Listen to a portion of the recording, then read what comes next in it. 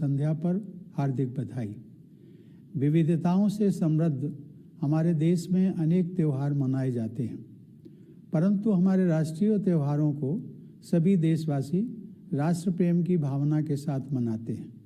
गणतंत्र दिवस का राष्ट्रीय पर्व भी हम पूरे उत्साह के साथ मनाते हुए अपने राष्ट्रीय ध्वज तथा संविधान के प्रति सम्मान व आस्था व्यक्त करते हैं। आज का दिन देश विदेश में रहने वाले सभी भारतीयों के लिए बहुत महत्वपूर्ण है।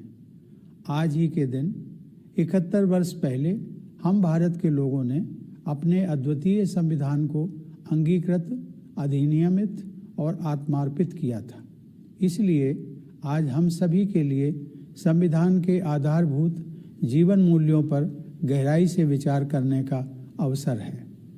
संविधान की उद्देशिका में रेखांकित न्याय, स्वतंत्रता, समता और बंधुता के जीवन मूल्य हम सबके लिए पुनीत आदर्श हैं। यह उम्मीद की जाती है कि केवल शासन की जिम्मेदारी निभाने वाले लोग ही नहीं, बल्कि हम सभी सामान्य नागरिक भी इन आदर्शों का दृढ़ता व निष्ठापूर्वक पालन करें।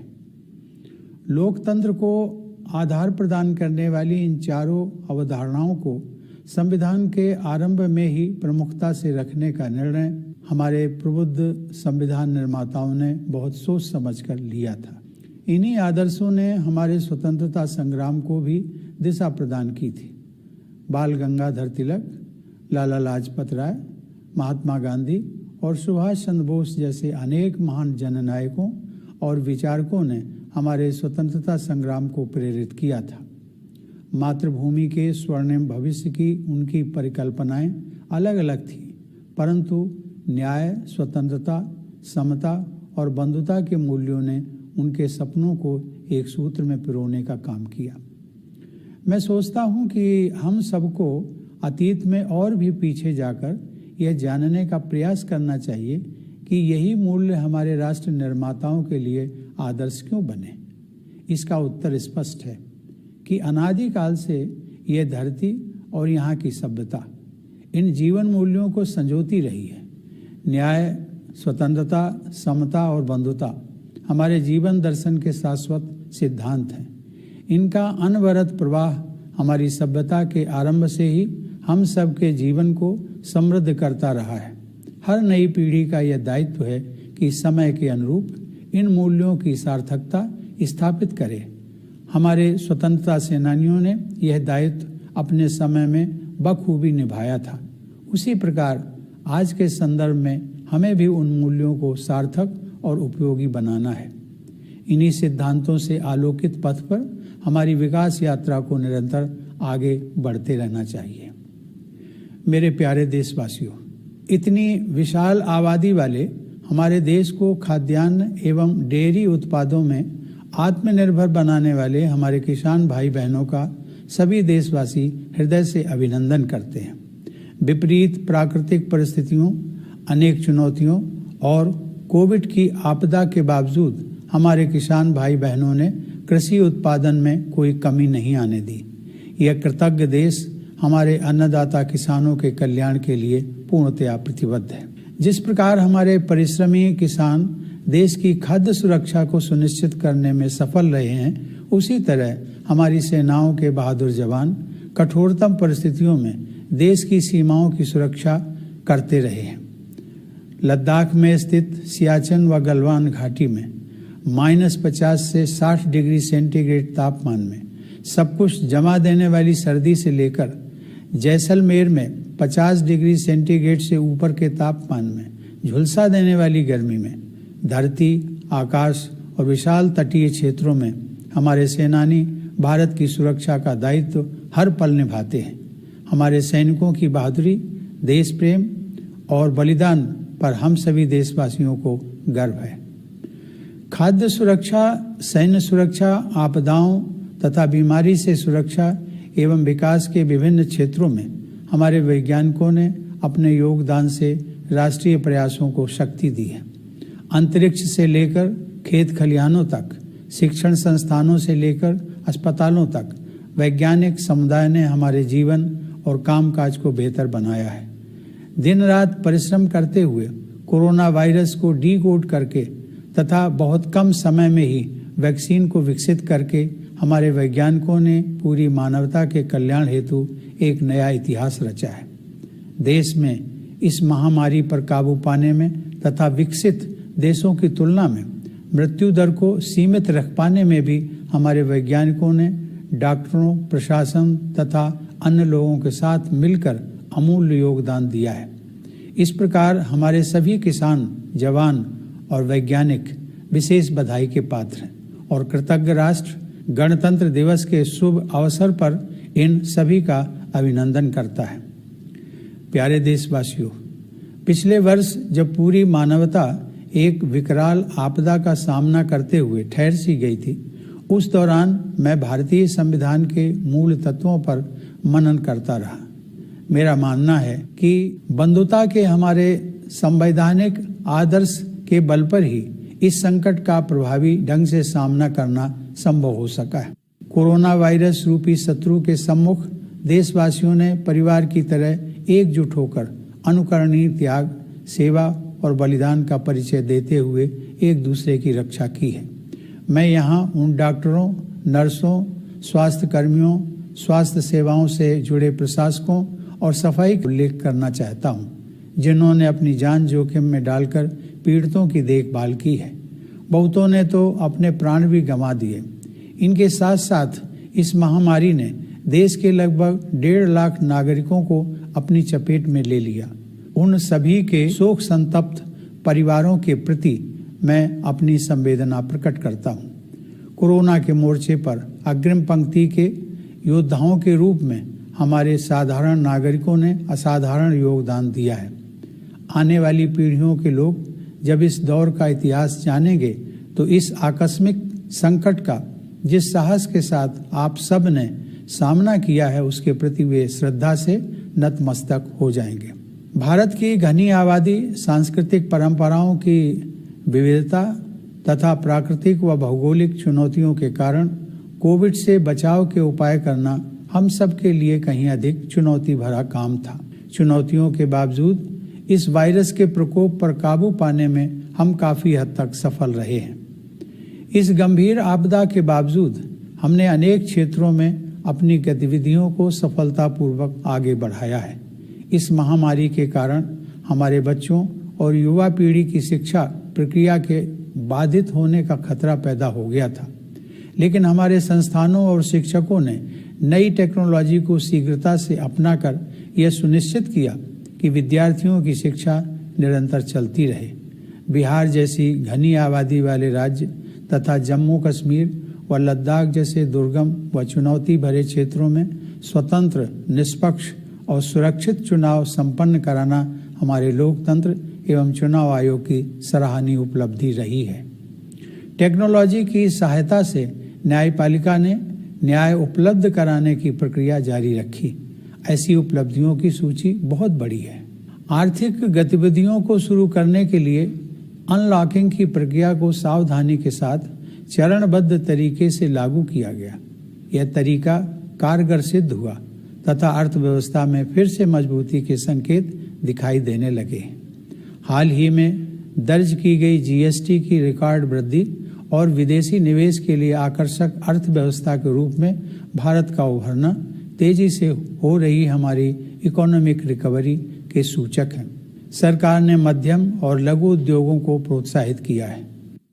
आसान ऋण प्रदान करके उद्यमशीलता को बढ़ावा दिया है और व्यापार में इनोवेशन को प्रेरित करने के लिए अनेक कदम उठाए हैं। मेरे प्यारे देशवासियों, विगत वर्ष की विपरीत परिस्थितियों ने हमारे उन संस्कारों को जगाया है जो हम लोगों के हृदय में सदा से विद्यमान रहे हैं। समय की मांग के अनुरूप हमारे देशवासियों ने हर क्षेत्र में अपनी क्षमताओं का प्रदर्शन किया और खुद से पहले दूसरों के हित को प्राथमिकता दी। समस्त मानवता के लिए सहानुभूति, सेवा और बंधुता की इन गहरी भावनाओं ने ही हजारों वर्षों से हमें एकजुट बनाए रखा है। हम भारतवासी मानवता के लिए जीते भी हैं और मरते भी हैं। इसी भारतीय आदर्श को महान कवि मैथिली शरण गुप्त ने इन शब्दों में व्यक्त किया है। उसी उदार की सदा सजीव कीर्ति कूजती तथा उसी उदार को समस्त सृष्टि पूजती। अखंड आत्मभाव जो असीम विश्व में भरे, वही मनुष्य है कि जो मनुष्य के लिए मरे। मुझे विश्वास है कि मानव मात्र के लिए असीम प्रेम और बलिदान की यह भावना हमारे देश को उन्नति के शिखर तक ले जाएगी। मेरे विचार में सन 2020 को सीख देने वाला वर्ष मानना चाहिए। पिछले वर्ष के दौरान प्रकृति ने बहुत कम समय में ही अपना स्वच्छ और निर्मल स्वरूप फिर से प्राप्त कर लिया था। ऐसा साफ सुथरा प्राकृतिक सौंदर्य बहुत समय के बाद देखने को मिला। इस प्रकार प्रकृति ने यह स्पष्ट संदेश दिया कि छोटे छोटे प्रयास केवल मजबूरी नहीं बल्कि बड़े प्रयासों के पूरक होते हैं। मुझे विश्वास है कि भविष्य में इस तरह की महामारियों के खतरे को कम करने के उद्देश्य से जलवायु परिवर्तन के मुद्दे को विश्व स्तर पर प्राथमिकता दी जाएगी। मेरे प्यारे देशवासियों, आपदा को अवसर में बदलते हुए प्रधानमंत्री ने आत्मनिर्भर भारत अभियान का आह्वान किया। हमारा जीवंत लोकतंत्र, हमारे कर्मठ व प्रतिभावान देशवासी, विशेषकर हमारी युवा आबादी आत्मनिर्भर भारत के निर्माण के हमारे प्रयासों को ऊर्जा प्रदान कर रहे हैं।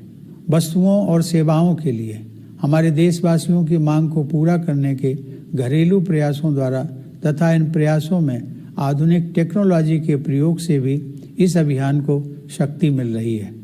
इस अभियान के तहत माइक्रो, स्मॉल और मीडियम एंटरप्राइजेस को बढ़ावा देकर तथा स्टार्टअप इकोसिस्टम को और अधिक मजबूत बनाकर आर्थिक विकास के साथ साथ रोजगार उत्पन्न करने के भी कदम उठाए गए हैं।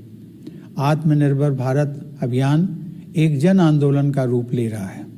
यह अभियान हमारे उन राष्ट्रीय संकल्पों को पूरा करने में भी सहायक होगा जिन्हें हमने नए भारत की परिकल्पना के तहत देश की आज़ादी के 75वें वर्ष तक यानी सन 2022 तक हासिल करने का लक्ष्य रखा है। हर परिवार को बुनियादी सुविधाओं से युक्त पक्का मकान दिलाने से लेकर किसानों की आय को दोगुना करने तक ऐसे महत्वपूर्ण लक्ष्यों की तरफ बढ़ते हुए हम अपनी आज़ादी की 75वीं वर्षगांठ के ऐतिहासिक पड़ाव तक पहुंचेंगे। नए भारत के समावेशी समाज का निर्माण करने के लिए हम शिक्षा, स्वास्थ्य, पोषाहार, वंचित वर्गों के उत्थान और महिलाओं के कल्याण पर विशेष बल दे रहे हैं। हमारी यह मान्यता है कि विपरीत परिस्थितियों से कोई न कोई सीख मिलती है। उनका सामना करने से हमारी शक्ति व आत्मविश्वास में वृद्धि होती है। इस आत्मविश्वास के साथ भारत ने कई क्षेत्रों में बड़े कदम उठाए हैं। पूरी गति से आगे बढ़ रहे हमारे आर्थिक सुधारों के पूरक के रूप में नए कानून बनाकर कृषि और श्रम के क्षेत्रों में ऐसे सुधार किए गए हैं जो लंबे समय से अपेक्षित थे। आरंभ में इन सुधारों के विषय में आशंकाएं उत्पन्न हो सकती हैं, परंतु इसमें कोई संदेह नहीं है कि किसानों के हित के लिए सरकार पूरी तरह समर्पित है। सुधारों के संबंध में शिक्षा के क्षेत्र में किए गए व्यापक सुधार उल्लेखनीय है। ये सुधार भी लंबे समय से अपेक्षित थे। ये भी कृषि एवं श्रम सुधारों के समान ही महत्वपूर्ण हैं, लेकिन कहीं अधिक बड़ी संख्या में लोगों के जीवन को सीधे प्रभावित करने वाले हैं। 2020 में घोषित राष्ट्रीय शिक्षा नीति में प्रौद्योगिकी के साथ साथ परंपरा पर भी जोर दिया गया। इसके द्वारा एक ऐसे नए भारत की आधारशिला रखी गई है जो अंतर्राष्ट्रीय मंच पर ज्ञान केंद्र के रूप में उभरने की आकांक्षा रखता है। नई शिक्षा प्रणाली विद्यार्थियों की आंतरिक प्रतिभा को विकसित करेगी और उन्हें जीवन की चुनौतियों का सामना करने में सक्षम बनाएगी। सभी क्षेत्रों में संकल्प और दृढ़ता के साथ आगे बढ़ते जाने के अच्छे परिणाम सामने आ रहे हैं। कोरोना की लगभग 1 वर्ष की अप्रत्याशित अग्नि परीक्षा के बावजूद भारत हताश नहीं हुआ है, बल्कि आत्मविश्वास से भरपूर होकर उभरा है। हमारे देश में आर्थिक मंदी थोड़े समय के लिए ही रही। अब हमारी अर्थव्यवस्था पुनः गतिशील हो गई है। आत्मनिर्भर भारत ने कोरोना वायरस से बचाव के लिए अपनी खुद की वैक्सीन भी बना ली है। अब विशाल पैमाने पर टीकाकरण का जो अभियान चल रहा है वह इतिहास में अपनी तरह का सबसे बड़ा प्रकल्प होगा। इस प्रकल्प को सफल बनाने में प्रशासन एवं स्वास्थ्य सेवाओं से जुड़े लोग पूरी तत्परता से कार्यरत हैं। मैं देशवासियों से आग्रह करता हूं कि आप सब दिशा निर्देशों के अनुरूप अपने स्वास्थ्य के हित में इस वैक्सीन रूपी संजीवनी का लाभ अवश्य उठाएं और इसे जरूर लगवाएं। आपका स्वास्थ्य ही आपकी उन्नति के रास्ते खोलता है। आज भारत को सही अर्थों में फार्मेसी ऑफ द वर्ल्ड कहा जा रहा है, क्योंकि हम अनेक देशों के लोगों की पीड़ा को कम करने और महामारी पर काबू पाने के लिए दवाएं तथा स्वास्थ्य सेवा के अन्य उपकरण विश्व के कोने कोने में उपलब्ध कराते रहे हैं। अब हम वैक्सीन भी अन्य देशों को उपलब्ध करा रहे हैं। मेरे प्यारे देशवासियों, पिछले साल कई मोर्चों पर अनेक चुनौतियां हमारे सामने आईं। हमें अपनी सीमाओं पर विस्तारवादी गतिविधियों का सामना करना पड़ा, लेकिन हमारे बहादुर सैनिकों ने उन्हें नाकाम कर दिया। ऐसा करते हुए हमारे 20 जवान वीरगति को प्राप्त हो गए। सभी देशवासी उन अमर जवानों के प्रति कृतज्ञ हैं। हालांकि हम शांति के लिए अपनी प्रतिबद्धता पर अटल हैं, फिर भी हमारी थल सेना, वायुसेना और नौसेना हमारी सुरक्षा के विरुद्ध किसी भी दुस्साहस को विफल करने के लिए पूरी तैयारी के साथ तैनात हैं। प्रत्येक परिस्थिति में अपने राष्ट्रीय हितों की रक्षा करने के लिए हम पूरी तरह सक्षम हैं। भारत के सुदृढ़ और सिद्धांत परक रवैये के विषय में अंतर्राष्ट्रीय समुदाय भली भांति अवगत है। भारत प्रगति के पथ पर आगे बढ़ते हुए विश्व समुदाय में अपना समुचित स्थान बना रहा है। पिछले कुछ वर्षों में भारत का प्रभाव क्षेत्र और अधिक विस्तृत हुआ है तथा इसमें विश्व के व्यापक क्षेत्र शामिल हुए हैं। जिस असाधारण समर्थन के साथ इस वर्ष भारत ने अस्थायी सदस्य के रूप में सुरक्षा परिषद में प्रवेश किया है, वह इस बढ़ते प्रभाव का सूचक है। विश्व स्तर पर राजनेताओं के साथ हमारे संबंधों की गहराई कई गुना बढ़ी है। अपने जीवंत लोकतंत्र के बल पर भारत ने एक जिम्मेदार और विश्वसनीय राष्ट्र के रूप में अपनी साख बढ़ाई है। इस संदर्भ में यह हम सबके हित में है कि हम अपने संविधान में निहित आदर्शों को सूत्रवाक्य की तरह सदैव याद रखें। मैंने यह पहले भी कहा है और मैं आज पुनः इस बात को दोहराऊंगा कि राष्ट्रपिता महात्मा गांधी के जीवन और विचारों पर मनन करना हमारी दिनचर्या का हिस्सा होना चाहिए। हमें हर संभव प्रयास करना है कि समाज का एक भी सदस्य दुखी या अभावग्रस्त न रह जाए। समता हमारे गणतंत्र के महान यज्ञ का बीज मंत्र है। सामाजिक समता का आदर्श प्रत्येक व्यक्ति की गरिमा सुनिश्चित करता है, जिसमें हमारे ग्रामवासी, महिलाएं, अनुसूचित जाति व जनजाति सहित अपेक्षाकृत कमजोर वर्गों के लोग, दिव्यांगजन और वयोवृद्ध सभी शामिल हैं। आर्थिक समता का आदर्श सभी के लिए अवसर की समानता और पीछे रह गए लोगों की सहायता सुनिश्चित करने के हमारे संवैधानिक दायित्व को स्पष्ट करता है। सहानुभूति की भावना परोपकार के कार्यों से ही और अधिक मजबूत होती है। आपसी भाईचारे का नैतिक आदर्श ही हमारे पथ प्रदर्शक के रूप में हमारी भावी सामूहिक यात्रा का मार्ग प्रशस्त करेगा। हम सबको संवैधानिक नैतिकता के उस पथ पर निरंतर चलते रहना है जिसका उल्लेख बाबा साहब डॉक्टर भीमराव अंबेडकर ने 4 नवंबर 1948 को संविधान के प्रारूप को प्रस्तुत करते समय संविधान सभा के अपने भाषण में किया था। उन्होंने स्पष्ट किया था कि संवैधानिक नैतिकता का अर्थ है संविधान में निहित मूल्यों को सर्वोपरि मानना।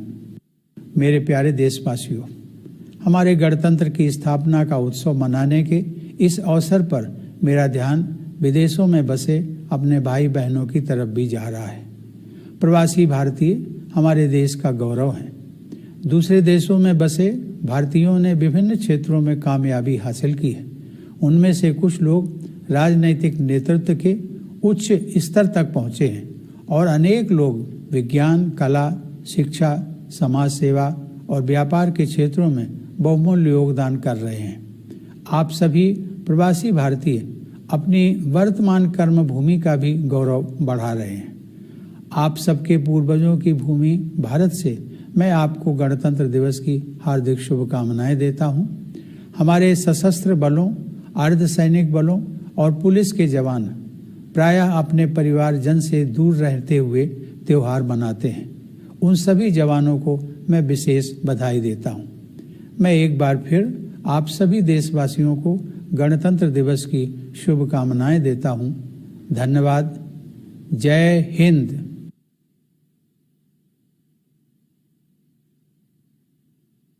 Dear fellow citizens, Namaskar. Greetings to all of you on the eve of the 72nd Republic Day of the world's largest and most vibrant democracy.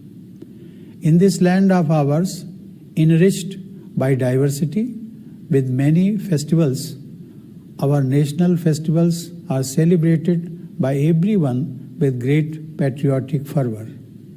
We celebrate the National Festival of the Republic Day with enthusiasm and express our respect for the national flag and our faith in the Constitution. This day has come to mean a lot to all Indians living within the country and abroad. 71 years ago, on this very day, we, the people of India, adopted, enacted, and gave to ourselves a unique constitution. For all of us, then, this is the day to also pause and ponder over the core values that the Constitution propounds. These values, justice, liberty, equality, and fraternity, outlined in the preamble of our Constitution, are sacred to all of us. Its abiding adherence is meant not only for those who are mandated to govern, but for the people at large. It is not without reason that the wise men and women who framed the Constitution chose to place these 4 terms at the very beginning of the Constitution to build the foundation on which the edifice of our democracy rests. In fact, these were the values that guided our freedom struggle.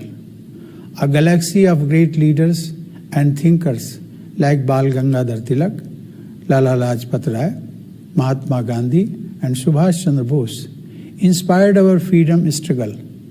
They had diverse dreams of a magnificent future of the motherland, but common to their aspirations were these values: justice, liberty, equality, and fraternity. I would like that we go further back into history and inquire why precisely these values guided our nation builders. And the answer is obvious. This land and its inhabitants have cherished these ideals from the time immemorial. Justice, liberty, equality, and fraternity are perennial principles of our philosophy of life. They come to us from the dawn of this civilization through an unbroken chain. It is, of course, the task of every generation to seek out the meaning of these values for its times. As the freedom fighters did in their day, so should we in our time. These key principles should light our path to development. Dear fellow citizens, every Indian salutes our farmers who have made our vast and populous country self-reliant in food grains and dairy products. Despite adversities of nature, numerous other challenges, and the COVID-19 pandemic, our farmers sustained the agricultural production. A grateful nation is fully committed to the welfare of our farmers. Just as our hard-working farmers ensure food security for the country, the brave soldiers of the armed forces ensure security of our national boundaries amid severest conditions. from the freezing cold at Siachen and Galwan Valley in Ladakh, with temperatures as low as -50 to 60 degrees Celsius, to the scorching heat in Jaisalmer, with temperatures as high as 50 degrees Celsius on land, in the skies, and at the vast coastal areas. Our warriors are vigilant every moment. Every citizen feels proud about the bravery, patriotism, and the spirit of sacrifice among our soldiers. By their contribution to food security, national security, protection against disease and disasters, and to different areas of development, our scientists have strengthened our national endeavors. From space to the farms, from educational institutions to hospitals, the community of scientists has enriched our life and work. Our scientists have been working day and night for decoding the coronavirus, and they have succeeded in developing the vaccine in record time. With this accomplishment, our scientists have added a glorious chapter of contribution to the well-being of humanity. Our scientists, along with doctors, administrators, and people from other walks of life, have made major contribution in containing the virus and keeping the fatality rate lower in our country compared to that in developed countries. Thus, all our farmers, soldiers, and scientists deserve a special appreciation, and a grateful nation greets them on this auspicious occasion of the Republic Day. Dear fellow citizens, last year, as humanity almost came to a halt in the face of a calamity of gigantic proportions, I often found myself reflecting on the central message of the Constitution. Our effective response to the pandemic would not have been possible without our constitutional value of fraternity.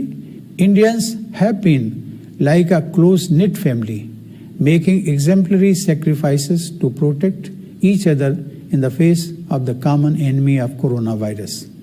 I am thinking here of doctors, nurses, paramedics, healthcare administrators, and sanitation workers who put their own lives at risk to care for COVID-19 patients.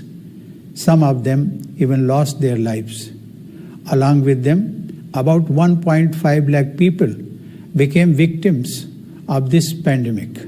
I convey my condolences to the bereaved families. Our frontline corona warriors were ordinary citizens who turned out to be extraordinary. When the history of this tragic chapter, which is not yet over, is written, I am confident that the future generations will behold you all for the heroic response to the crisis for which no one could have truly prepared. Given our country's population density, diversity of cultural traditions, natural and geographical challenges, taking precautionary measures against COVID-19 was far more difficult for us. Yet, we have managed to check the spread of the virus to a large extent. Despite the serious calamity, we have succeeded in taking forward our activities in many spheres. The pandemic threatened to derail the young generation's learning process, but institutions and teachers quickly adopted new technology and ensured that there was no break in education. By conducting not only free and fair, but also safe elections in Bihar, which has high population density, and in Union territories of Jammu and Kashmir and Ladakh, with difficulties of access and other challenges, our democracy and the Election Commission have accomplished remarkable feats. The judiciary found help in technology and continued to function and dispense justice. The list is long. In order to open up the economy without risking the lives of the people, the process of unlocking was carefully calibrated. This has proved effective, and the economy has started showing indications of recovery faster than anticipated. The latest unprecedented collection of GST and India's emergence as the most favored destination for the foreign investment are indicative of our faster economic recovery. The government has encouraged small and medium industries to unleash entrepreneurial spirit by providing easy loans to them and help them to come up with innovative business ideas. Dear fellow citizens, the adversities of the previous year have only reminded us of what we have always known deep in our hearts, that care and concern for humanity and the feeling of fraternity is what kept us together for millennia. In every sphere, Indians rose to the occasion and put others before themselves. We Indians live and die for humanity. This Indian ideal has been expressed by the great poet Maithili Sharan Gupta in these words. उसी उदार की सदा सजीव कीर्ति कूजती तथा उसी उदार को समस्त सृष्टि पूजती अखंड आत्मभाव जो असीम विश्व में भरे वही मनुष्य है कि जो मनुष्य के लिए मरे. In English, these sentiments can be broadly conveyed in the following words. It is the benevolent whose glory lives on in songs eternal. It is the generous whom the world reveres forever, whose spirit of oneness fills the boundless universe. They truly are human who die for fellow beings. I am sure that this love for humanity and the spirit of sacrifice will take us to great heights.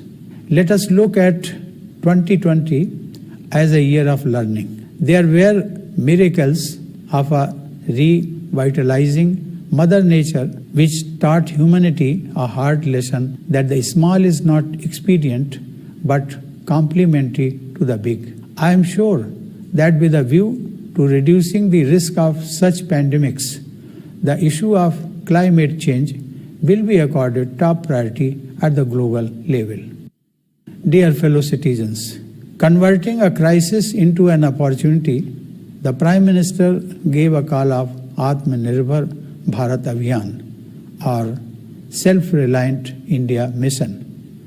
Our vibrant democracy, our enterprising and talented fellow citizens, especially the youth, energize our efforts in shaping a self-reliant India.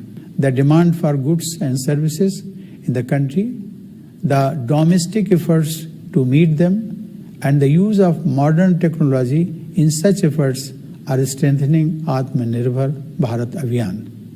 Under this mission, steps have been taken for economic growth as well as employment generation by promoting micro, small and medium enterprises and making the startup ecosystem more robust. It has become a movement being taken forward by the people themselves.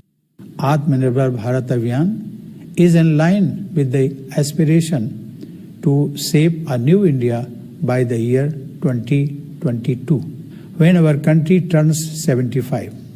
This will be a significant milestone in the journey of the nation as we are determined to achieve major goals, from providing Pakka houses with basic facilities for every family to doubling the income of farmers. In order to build an inclusive society of New India, we are giving a special emphasis on education, health, nutrition, upliftment of the underprivileged, and welfare of women. Adversity often plays the role of a great teacher. It makes us stronger and more confident. With that confidence, India has taken great strides in several sectors. Economic reforms have continued apace and have been supplemented by long-pending reforms in the areas of labor and agriculture through legislation. The path to reform at the initial stages may cause misapprehensions. However, it is beyond doubt that the government remains singularly devoted to farmers' welfare. Equally salient but touching more lives directly is the comprehensive reform in education which was long overdue. The National Education Policy 2020, with its stress on tradition as well as technology, will lay the foundation of a new India which aspires to emerge as a knowledge hub on the international stage. This reform promises to incubate innate talent of students and ignite their minds to take up the challenges of life. The net outcome of all these efforts is before us. After about a year of this unforeseen ordeal, India today stands not despondent but confident. The slowdown has turned out to be transitory as the economy has regained its dynamism. A self-reliant India has manufactured its own vaccine for COVID-19 and is now undertaking a mass vaccination drive, which will be the largest exercise of its kind in history.